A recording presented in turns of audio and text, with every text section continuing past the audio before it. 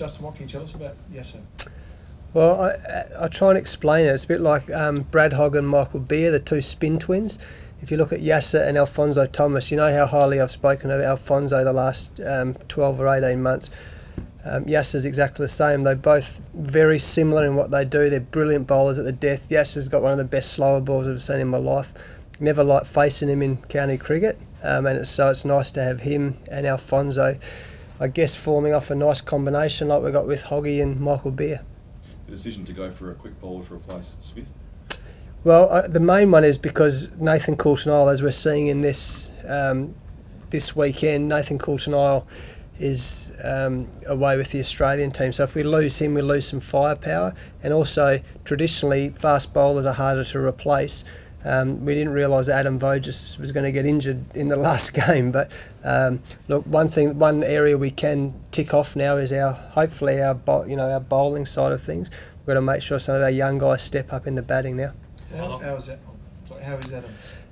Yeah, not great news, unfortunately. He hurt it when he was batting the other day in the Big Bash game against the Heat. So the scans don't look that good. He's very tough though. He's a bit like Simon Kadich or Ricky Ponting. He'll do everything he can. We're just working out at the moment. We'll look at some options to see if he can get through the rest of the season. If that doesn't work, then he might be having surgery sooner rather than later, and that's the end of the season for him. Can you just explain what happened with Dwayne, how it unfolded over the last week or so? With Dwayne Smith? Dwayne Smith, yeah. Yeah, look, he had some personal problems at home, having to do, as I understand it, with his wife, his family. So, unfortunately, he got to the airport and couldn't get himself onto the plane. So, and look, I understand if it was my family, if I was going through something with that, everyone who knows me knows if it's got something to do with your family, I understand 100%. So it's disappointing. It was disappointing that it happened so late. But, you know, as with injuries, that's the business we're in. So it's disappointing, but we're thrilled to have Yasir here as a replacement. How long in the pipeline was Yasir, and how did it all come about? Spotting, him. Well, we actually spoke about Yasir in the Champions League. As it turns out, he's got the same agent as Dwayne Smith, and we spoke about that and we looked at that strategy and combination 3 or 4 months ago.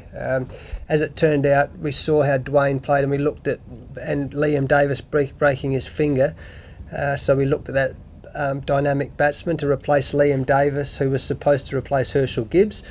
So it's just funny how it's worked out. So we'd spoken about Yasir right back in the Champions League in India. So who replaces Voges then? That's a good question. I've been stressing about it for about the last at least 24 hours. So we're working on that at the moment. There's a few options. There's a few guys who are options. Obviously, to replace Adam Voges, who's in the Australian one-day side, Australian 2020 side. He's our captain of the Warriors. Very, very tough to replace. So we're going to have to replace him with a younger guy probably, and they're going to have to step up and gain some more experience at this level. Well, he's in the form of his career almost. That's a terrible blow for him, isn't it? Oh, it's just such bad timing. You know, he's in the one-day side at 34. We've seen Chris Rogers doing well in the Test team, and Adams done fantastically well. It's no surprise Australia doing well when you have guys like him and George Bailey in the side, because terrific people, tough, they'd do it. They'd cut their leg off not to play. So it's really bad timing for him personally and for the Australian cricket team, and of course the Scorchers and the Warriors. So whenever you lose someone of the calibre of Adam Voges, not only for his runs but for his character, it's a huge loss, and it's going to be a really tough hole to fill. Can you just go through what exactly is wrong, what injury he has, and what the time frame is making a decision on whether he plays again this year? Well, he certainly won't play for the next week or so. We're going to look at some other sort of jabs or something to see if he can, if it's going to relieve any of the pain he's in. At the moment, he finds it hard to lift his arm up, so it doesn't look great. But we're going to look at that option before we rule him out and have surgery. So it's potentially, he certainly won't play the next couple of games, I don't think. If he has a good recovery, then hopefully he'll be right to play. As I said, on the back of what I just said to Tomo, he's that tough, and if he can play, he'll play. So when he told me the other day that he was sore, I knew he was sore. Yasir, what do you know about the Big Bash? Yeah. Okay. Thank you. Actually, this is my first experience playing in Big Bash. Heard a lot about it, watch it on TV quite a lot, and it's nice to be here and be part of the Perth Scorchers and try to share my experiences all over the world wherever I played. Justin mentioned your death bowling and your Yorker. He doesn't like facing it. Just like, what do you think your attributes are and your greatest strengths you bring to the Scorchers?